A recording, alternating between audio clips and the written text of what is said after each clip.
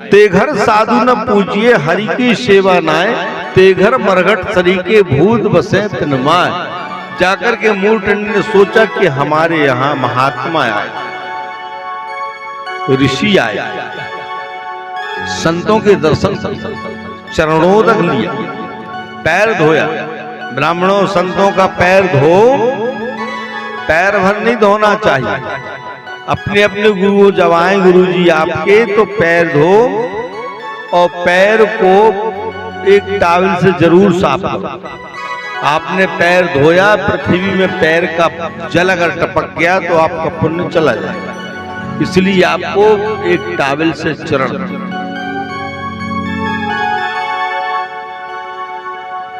धोने का भाव अर्थ होता है, जिस समय केवट जी ने धोया था भगवान का, एक पैर धोया और पैर धोकर के ऊपर ही पकड़ लिया, भगवान लटपटाने लगे। अरे भैया चरण तो छोड़ो हमारे, तुमने एक पैरे बोले इसका जल नीचे ना टपक पाए, जरा टॉवल आ जाए मैं साफ कर दूं। अरे भगवान कहने लगे तब तक तो हम गिर जाएंगे। बोले काय के गिरोगे, तुम मेरा सिर पकड़ लो ना, मेरे सिर में हाथ मारो। मूर्खंड ऋषि ने ऐसे अपनी पत्नी को बुलाया और चरण धोया गुरु जी। चरण धो करके सप्त ऋषियों को बिठाला लाइन से, भोजन कर बिठाल करके थाली पर उस करके लाया 7 थाली। गर्ग गौतम सांडिल्य जमदग्नि वशिष्ठ आत्रि कश्यप सप्त ऋषियों को 7 थाली लाई। और 7 किसी भी संत ब्राह्मण को महंत को भोजन कराने पर श्रीमद् भागवत कहता है कि भोजन कराने पर विचार करें आप, जबरदस्ती उसको दबाव न देना कभी जीवन में। भोजन कराने में जो पाप लगता है तो वो कहीं ना लगे, इतना बड़ा पाप लगता है। गुरुजी भोजन बना खा ले, वो आप नहीं बना खा सकते हो, कोई बरौनी ग्वालनी को बुलवा दो, नहीं खा सकते हो आप तो हम बना दें या आप ही बना लो। मतलब जो तुम्हारा मन भाए वो आप उचित बताओ। जे नहीं कि नहीं हमारे कहा तो अच्छे अच्छे लोग भोजन कर, पंडित जी अच्छे अच्छे साथ नहीं। भोजन पसंदता से भोजन करवाया गया उनके संतों को। जिस समय थाली लगी, जल रखा गया, एक एक तुलसी पत्र डाला गया। मूर्खंड ऋषि अपनी पत्नी के साथ में यहम ब्रह्मोति व्याख्यम तेजन, हे प्रभु आप लोग भोजन ग्रहण करें। सप्त ऋषि बैठे भोजन करने के लिए, उन्होंने नजर उठा के देखा, बोले ये बताओ इस घर में बच्चे नहीं हैं क्या? बोले नहीं महाराज बच्चे नहीं। बोले तुम दोनों पति पत्नी हो? बोले हाँ हम दोनों पति। सप्त ऋषि खड़े हो, हम तुम्हारे घर भोजन नहीं करेंगे। क्यों? तुम्हारे घर में संतान नहीं है, छोटा बच्चा नहीं है, आप बुरा ना मानना, हम भोजन नहीं करेंगे, छोटा बच्चा नहीं दिख रहा। खड़े हो दोनों पति पत्नी मूर्खंड ऋषि चरणों में गिर गए। महाराज हम ना करोपि पूरा संकल्पम वृत्तेत प्रिय है, क्षमा याचना कर। बोले आपका धन हम नहीं खा पाएंगे और आपका धन हमको सूट भी नहीं करेगा। आप एक काम करो, आप गौओं को खिला।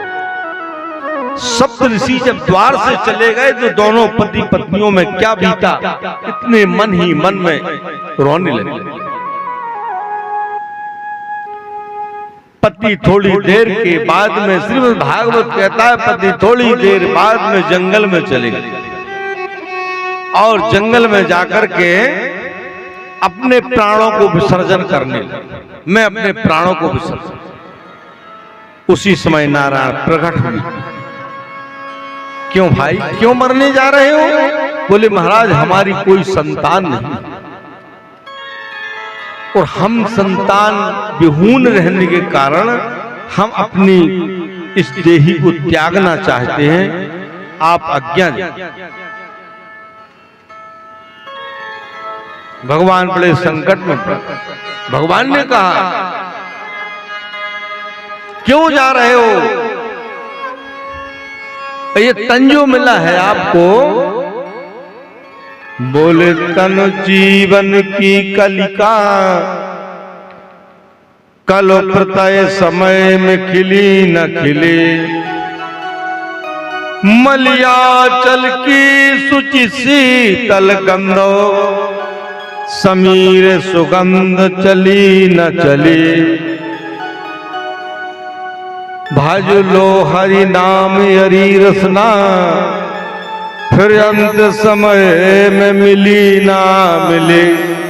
क्या जाने कब मिल सकता है भगवान का नाम, कुछ दिन रुको, भगवान का नाम स्मरण करो, इसके बाद में जाओ, अभी रुको मत। जब बोले नहीं नारायण मैं जाना चाहता हूं, तो भगवान ने कहा तुम्हारी तो संतान है ही नहीं, तुम्हारी किस्मत में भी संतान नहीं, लेकिन फिर भी मैं प्रयास करता हूं, फिर भी मैं प्रयास करता हूं। एक फल दिया, इस फल को ले जाओ अपनी पत्नी को खिलाना, भगवान देगा। लेकिन एक बात है, एक बात याद रखना,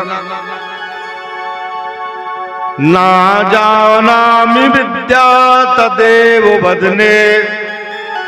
ए विद्या वंदन अभिनंदन नहीं जानने वाला, तुम्हारी किस्मत में 2 पुत्र हैं। कैसे? तो एक पुत्र जो है आपको 100 वर्ष की आयु वाला है, और दूसरा पुत्र जो है 6 महीने की आयु वाला है। बोलो महात्मा कौन सा पुत्र चाहिए तुमको? भगवान नारायण कह रहे, बोलो तुमको कौन सा पुत्र चाहिए? 100 वर्ष वाला पुत्र चाहिए कि 6 महीने वाला पुत्र चाहिए? कौन सा पुत्र लेना चाहते हो? महाराज मूर्तंड मुस्कुराने लगे। महाराज इनका कार बता दीजिए मुझे, इनका कार क्या रहेगा? 100 वर्ष वाला पुत्र बहुत आतंकी रहेगा, तुम्हारा नाम बदनाम कर देगा, माता पिताओं को भक्तों को दंड देगा, गौ ब्राह्मणों को ताड़ना देगा, संसार में त्राही त्राही कर देगा। बोले महाराज 6 महीने वाला? बोले 6 महीने वाले का वेदों में नाम लिखा जाएगा, और 6 महीने वाला कर्मकांडी रहेगा, परमात्मा का नाम रोशन करेगा, खुद का नाम रोशन करेगा, माता पिता का नाम रोशन करेगा, संसार में जय जयकार करेगा। तो बोले महाराज 6 महीने वाला दे। 6 महीने वाला पुत्र मांग लिया, घर गया, पत्नी को प्रसाद दिया, पत्नी ने समय आने पर बच्चे का जन्म दिया, लेकिन पत्नी को नहीं बताया कि जो बालक ने जन्म लिया है, इस बालक की आयु केवल 6 महीने की है। पत्नी को नहीं बताया। 1 महीने का जब बालक हो गया तो पिता धीरे धीरे रोने लगे। पत्नी ने मुस्कुरा करके कहा पतिदेव से कि हे प्राणनाथ, जब अपने घर में कोई संतान नहीं थी तब तुम अच्छे थे, और जब संतान पैदा हो गई तो तुम कोमलता क्यों हो रहे हो, रो क्यों रहे हो, दुबले क्यों पड़ रहे हो? इसका कारण क्या है?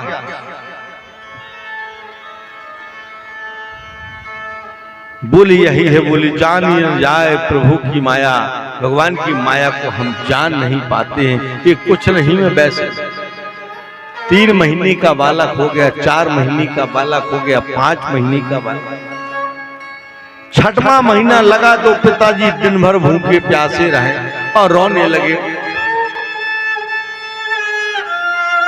और जब पिताजी रोने लगे तो यह पुनीत पावन के साथ पर माता ने एक दिन पूछा मूर्तंड ऋषि से, महाराज रोने का भाव तो बताओ। बोले कुछ नहीं है। बोले फिर आप रो क्यों रहे हो? रोने का भाव, बोले कुछ नहीं है, और जो विधाता की कृपा है, जो परमात्मा ने कर किया है वही होगा, मैं कुछ नहीं जानता हूँ। मन में ऐसा 8 दिन बचे, 6 महीना पूरे। उसी समय वही सप्त ऋषि गर्ग गौतम सांडिल जमदग्नि वशिष्ठ यात्री फिर उसी मार्ग से लौटे। बोले क्यों भैया मूलदंड? हाँ बोले महाराज आओ आओ आओ। अब तो हमारे पास में बालक ने जन्म लिया, अब तो भोजन करोगे ना? हाँ बोलिए, अब भोजन करेंगे। सप्त ऋषियों ने आओ तिलक चंदन लगाया, फूलों की माला पहनाए, भोजन करवाया। क्या दिव्य भोजन! ऋषियों ने भोजन किया। आओ आशीर्वाद, बहुत बढ़िया आशीर्वाद दिया। मग्न हो गई माता, मोरटंड ऋषि मग्न हो गए। अब बोले, विप्र जिबाहु देव बहुदाना, अगर ब्राह्मणों को भोजन करवाओ तो उनको दक्षिणा जरूर देना। लिखा है रामचरितमानस, दक्षिणा नहीं दिया तो तुम्हारा भोजन कराना विफल है, चाहे एक एक रुपया, एक एक चवन्नी या एक एक फूल दो। विप्र जिबाहु देव बहुदाना। मूर्धन्य ऋषि खड़े हो गए, बोले महाराज विप्र जिबाहु देव बहुदाना। अब दाना तो हमारे पास नहीं है, लेकिन यही बालक माना। बालक को उठाया और ऋषियों के चरणों में डाल दिया, क्योंकि वो जान रहा था कि बालक की आयु केवल 8 दिन की बची, 6 महीना पूरे में। भगवान ने मुझे कहा था कि इसके बालक की आयु 6 महीना की रहेगी और 6 महीना पूर्ण होने में 8 दिन बचे हैं। और वेद में लिखा है कि मृखा ना होए देव ऋषि वाणी। ऋषियों की वाणी मृखा हो नहीं सकती है, वेद झूठा हो नहीं सकता है। तो बालक को उठाया और ऋषियों की चरणों में डाल दिया। ऋषियों ने हाथ ठोका, दीर्घ आयु हो बेटा, अमर हो, दूधन कुल्ला करो, लंबी आयु हो, चिरई जीव भवः, खूब आशीर्वाद दिया। उनने कहा कि हम आशीर्वाद दे दे बेटा, अब तुम जाओ हम जाए। बोल नहीं महाराज, जाओ वालों काम नहीं, हमने ये आप ही दे दे। कम से कम हमारा बेटा जिंदा तो रहेगा, इस संसार में कहीं भी बेटा रहेगा, नाम रहेगा ये फलाने का बेटा है, जिंदा रहेगा बस। मुझको इससे संपत्ति नहीं चाहिए, मैं बेटा, नाम तो रहेगा। मुझे कलंक तो ना लगे कि पिता के सामने पुत्र मर गया। नहीं, पिता के सामने पुत्र ना मरे, पुत्र सो खराब होता है, पिता ही मरे। अरे ऋषियों ने कहा हम कहाँ ले भागेंगे? बोले महाराज अब आप जानो, आपका काम है। अब नहीं बता रहे हैं, और जब जाने लगे तो बोले महाराज एक बात का याद रखना, इस बेटा की आयु केवल 4 दिन की बची, 4 दिन के बाद ये बेटा चला जाएगा। बोले कहाँ? बोले स्वर्ग चला जाएगा, और मैं अपने बेटा को अपने आंखों से मृत्यु नहीं देख सकता हूँ, इसलिए मैंने बेटा आपको दान में दे दिया। इस बेटा को आप ले जाओ, आप चले जाओ। इसीलिए बेटा को लिया और उन्होंने चला तो विमानो कोलाहल होई, जय रघुनाथ कहे तो सब कोई।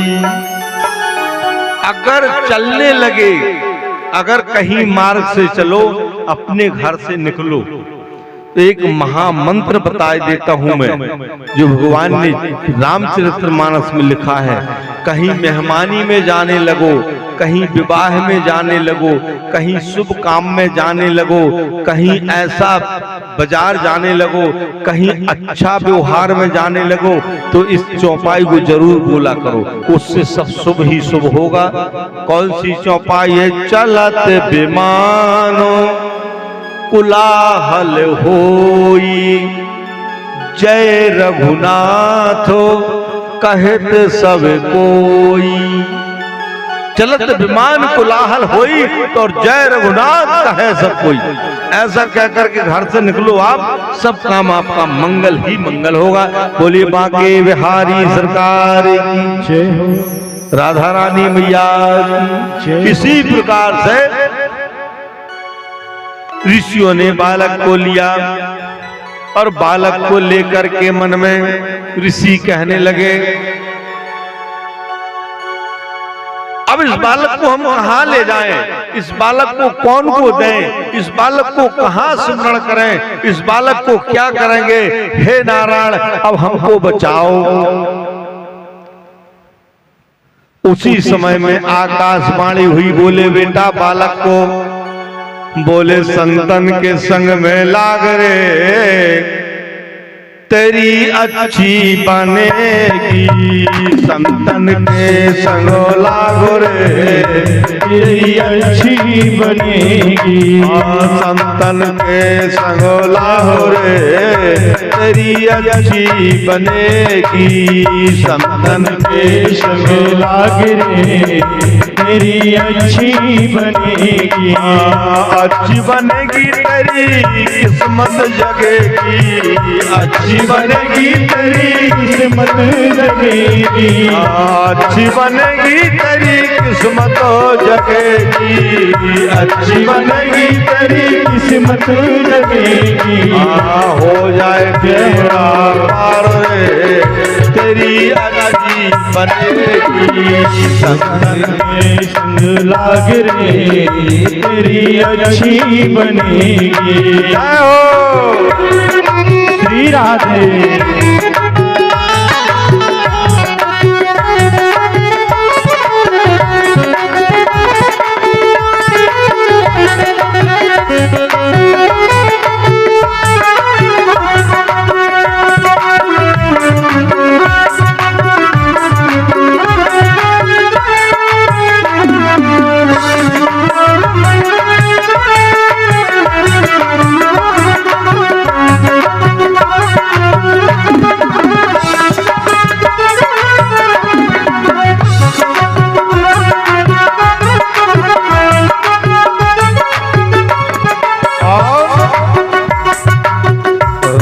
चरण अनुराग रे, तेरी अच्छी बनेगी। राम चरण अनुराग रे, तेरी अच्छी बनेगी। आकाशवाणी ने कहा बेटा, कागा से तो ही हंस बनावे। कागा से तोहे हंस बनावे। एक कौआ से हंस बना देगा। संत के साथ में लग गया, तेरे भाग लग जाएंगे। तू चिंता मत कर बेटा। माता पिता सशक रहे हैं, पिता की आंखों से आंसू, लेकिन आकाशवाणी ने कहा तुम चिंता मत करो, तुम्हारा बेटा कौवा है लेकिन उसको हंस बना देंगे। कागा से तो ही हंस बनावे। कागा से तोहे हंस बनावे। मिट जाए सारे तारे, कोई अच्छी बनेगी। संतन के संग लाग रे, तोरी अच्छी बनेगी। जय हो श्री राधे।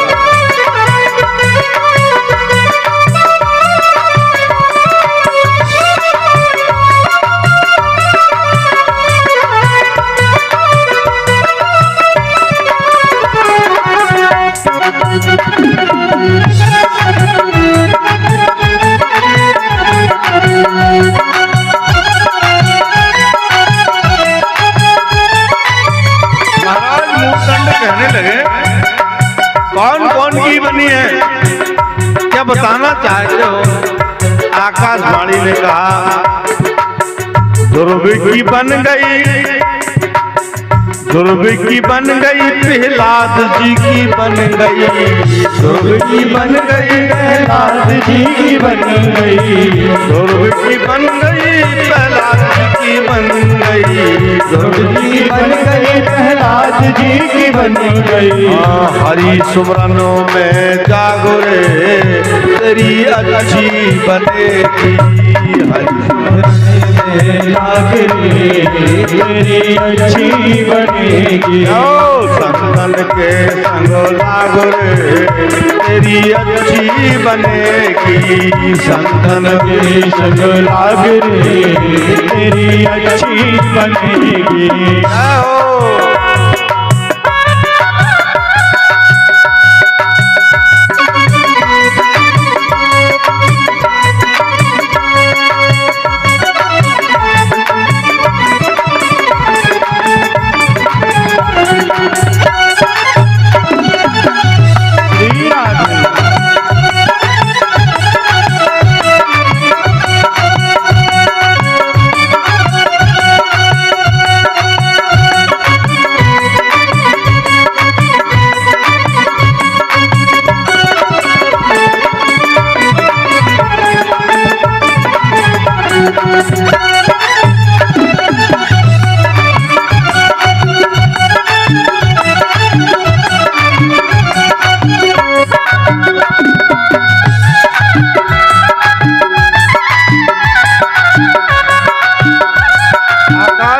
कहने लगी,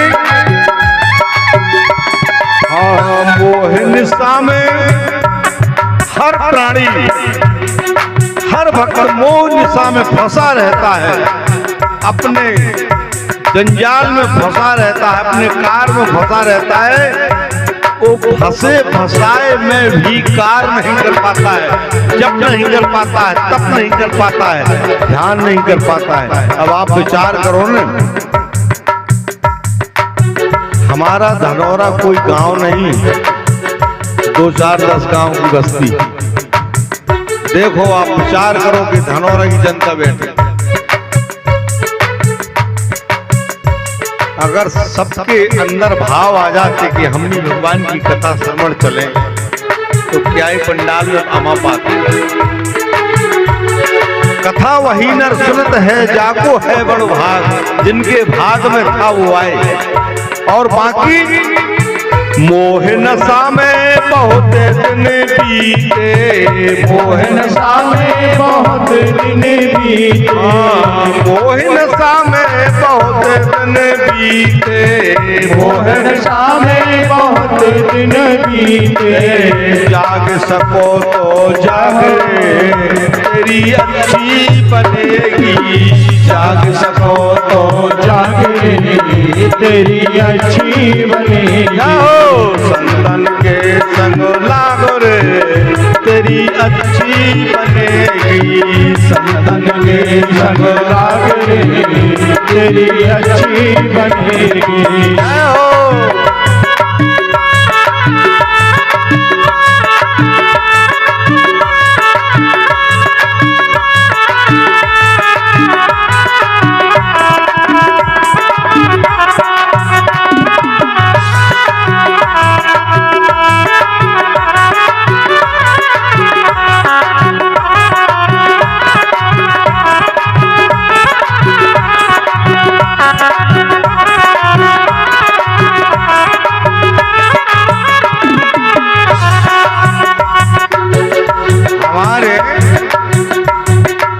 संगीत वादकों को हमारे रमन भैया शुद्ध घी खवा रहे हैं और दूध पिला रहे हैं।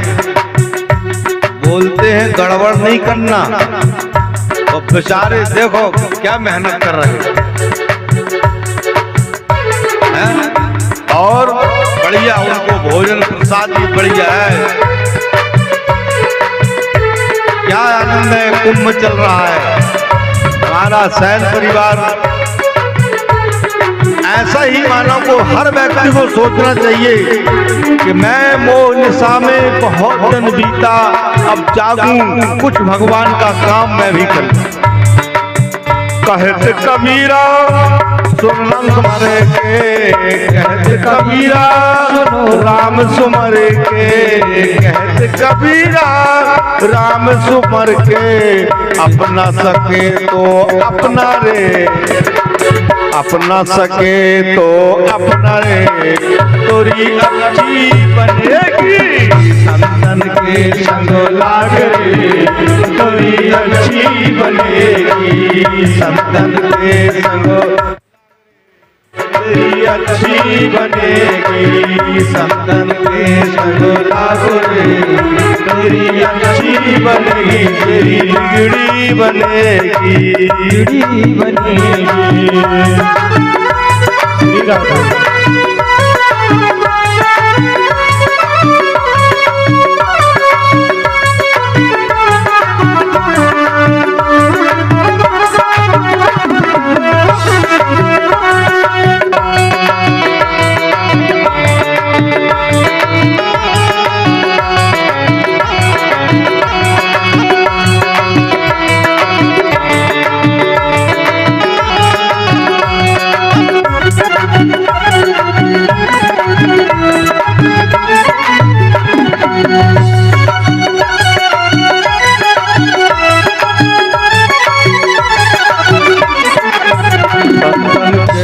संग लाग रे, तेरी अच्छी बनेगी, तेरी बिगड़ी बनेगी।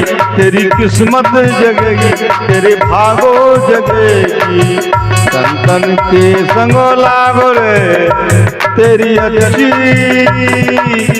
बनेगी। बोलो बाके बिहारी सरकार की जय हो। हमको महापुरुषों के साथ चलना है, हमको संतों के साथ चलना है, हमको अपने पितरों के साथ चलना है, हमको बूढ़ी माताओं के पास रहना है, उनसे हमको ज्ञान मिलेगा। हमारा नुकसान नहीं, ये हमारा भ्रम है। हमको अगर अच्छे महापुरुषों के साथ में चलेंगे तो हमको ज्ञान मिलेगा, माताओं के पास रहेंगे ज्ञान मिलेगा, और नहीं तो कुछ मिलने वाला नहीं है। क्यों नहीं है? कि हमने वैसा सत्संग ही नहीं किया। प्रथम भक्ति संतन करो संगा, दूसर भक्ति मम कथा प्रसंगा। नौमा भक्ति में कहा है शिवरी ने, 9 भक्ति है। 9 भक्ति में प्रथम भक्ति का है सत्संग की भक्ति है। प्रथम भक्ति संतन कर संगा, सत्संग से जो ज्ञान मिलता है वो ज्ञान कहीं मिलने वाला नहीं है। चिंता मत करो, बालक की आयु 2 दिन की बची है, लेकिन वो संतों के पास में है, कुछ बिगड़ने वाला नहीं है। जाने दो, दोनों माता पिता यहाँ हूं दो उधन, रहा हूं उदास के मन ब्याह क्यों महित हीरा के। भगवान से उमा से कहते उमा, अब दोनों माता पिता ससक रहे हैं, रो रहे हैं। बेटा को संत लेकर के चले गए। संत ने मार्ग में देखा कि बोले भैया अपनी लाज बचाना है। देवताओं ने कहा है कि मृखा न होए, देव ऋषि वाणी, ऋषियों की वाणी मृखा नहीं हो सकती है, हमको संभालना। उसी समय में नारद जी आ रहे थे, श्रीमन नारायण नारायण महामंत्र जाप करते हुए। अपना अपने सबको बचाव करना है। नारद जी महामंत्र मम दृढ़ विश्वासा पंचरथ वेद प्रकाशा, नारद जी मंत्रों का जाप करते हुए चले आ रहे थे। सप्त ऋषियों ने देखा अच्छा मौका है, नारद जी आ रहे हैं, और जैसे नारद जी आए तो नारद जी के चरणों में बालक को पकड़ा डाला। नारद जी ने कहा चिरंजीव भवहा, चिरंजीव भवहा, लंबी आयु हो, जब तक सूरज चांद रहे तुम्हारा बेटा नाम रहे, जय हो। ऐसा कह करके नारद जी ने हृदय से लगा लिया उस बेटा को। ऋषियों ने कहा महाराज इसकी आयु केवल 2 घंटे की बची है, और इसके तुमने लंबी आयु दे हो, ये जवाबदारी तुम्हारी। नारद जी कहने लगे क्या बोल रहे हो? बोले नहीं, मैं नहीं जानता भाई, हमने तो लाया, लेकिन इसकी आयु 1 घंटे की बच्ची, और तुमने इसकी पीठ में हाथ ठोक करके कहा बेटा तुम्हारी लंबी आयु हो, सूरज चांद रहे जब तक तुम्हारा नाम रहे, और तुम्हारी आयु बहुत अच्छी, और चिरंजीव भवा। अब तुम जानो, तुम्हारो काम जानो, हम तो भागे। तो सप्त ऋषियों ने दिया गदबद, पीछे लौट। अब नारद जी ने एक हाथ में बीड़ा लिया, एक हाथ में 6 महीने के बालक को घर आया दबाए। नारद जी कहने लगे आशीर्वाद भी बहुत विचार कह दो, कई बिना विचार ही कह दे जाओ बेटा दूधन कुल्ला करो। अरे चाय के दूध मिल नहीं रहो, कुल्ला कर भी कहां मिल बताओ। विचार से आशीर्वाद को भी मिथ्या नहीं बोलना चाहिए, नहीं विचार करो जरा, बड़े अच्छे विचार करो, है ना, तब आशीर्वाद दो। अब बिना विचारे कुछ भी आशीर्वाद दे देते, वैसे याद जाओ पूतन फलो, और क्या कह रहे, दूध नहाओ पूतन फलो। चलो कोई बात, तो कुछ ऐसे आशीर्वाद है, अरे खुश रहो, मस्त रहो, आनंद रहो, और न रहो तो हम क्या करें भाई? कर्म भी होता है मानो, आशीर्वाद आपने दे दिया, लेकिन उनका कर्म अगर बिगड़ा है तो आशीर्वाद बचाएगा, लेकिन कर्म जबरदस्ती ढकेलेगा।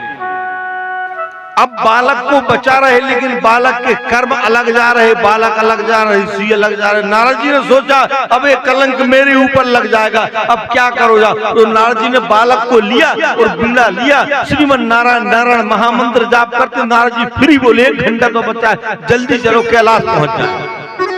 तो जाकर कैलाश पर्वत से नारद जी नीचे उतरे। भगवान शिव का मंदिर बना था, भगवान की पिंडी रखी थी। नारद जी गए और नारद जी मंदिर में बालक ले गए और पिंडी में ऐसे लपेट दिए।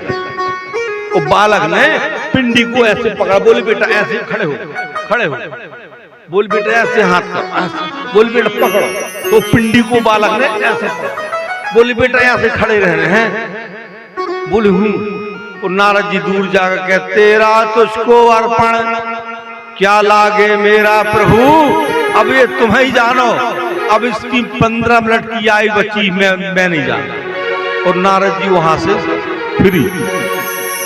अब बालक पिंडी पकड़े खड़ा, अब क्या करे और आयु पूरी क्रियल 6 महीने। यमराज आ गए भैंस में बैठे, तो यमराज आए और यमराज ने लंबे सोंटा लगाया बालक को खींचने के लिए। जैसे ही बालक को पिंडी से खींचा, बैराट रूप संप्रभा भगवान शिव खड़े हो गए, त्रिशूल लेकर के, डमरू लेकर के। चंडाल तुझे ज्ञान नहीं है, जो मेरे शरण में आया हुआ है उसको तू खींच करके ले जा रहा है, ऐसा कभी नहीं हो सकता है। अरे बोले महाराज इसकी आयु पूरी हो चुकी है, ये केवल 6 महीने का। अरे बोले आयु पूरी हो जानी, तुम भी पूरे हो जाओ, लेकिन मेरे शरण में लगा हुआ है, कदापि नहीं जाएगा, अमर रहेगा। इसमें ऋषियों की वाणी लगी है, संतों की वाणी लगी है, नारद की वाणी लगी है, बड़े बड़े महात्माओं की वाणी लगी है, सबने आशीर्वाद इसको दिया है। इसलिए मैं भी इसको आशीर्वाद देता हूं कि जब तक सूरज चांद रहेगा इस बालक का नाम रहेगा, ये बालक और मार्कंडेय ऋषि के नाम से प्रसिद्ध रहेगा, और मार्कंडेय ऋषि प्रकांड विद्वान बनेगा। इस बालक को कोई ले जाने वाला नहीं। बोलो नर्मदा मैया की, शंकर भगवान की। ऐसे महादेव ने ऐसे हमारे आशुतोष भगवान हमारे यहाँ धनोरा पर देखो, रोज अभिषेक हो रहा शिव जी का, और रोज अभिषेक में सब माताएं आती हैं, गांव से भी आती हैं, घर से भी आती हैं, बढ़िया शिव अभिषेक करते हैं, पूजन करते हैं, कालकंटक दूर करते हैं भगवान। मकर के सूरों में अभिषेक का महात्म बताया है। अगर मकर के सूर लगे हो, मांग मकर जब रवि गति सोई, मांग में मकर के सूर होए, रवि सूर्य नारायण की पूजा या शिव अभिषेक जो कर लेता है उसके काल कंठक दूर हो जाता है। शिव जी का पूजन। उस समय में बालक को आशीर्वाद दी, बालक को भगवान ने अजर अमर मार्कंडेय ऋषि बने, बहुत महान तपस्वी, तेजस्वी, महान योग शक्ति भक्ति वाले।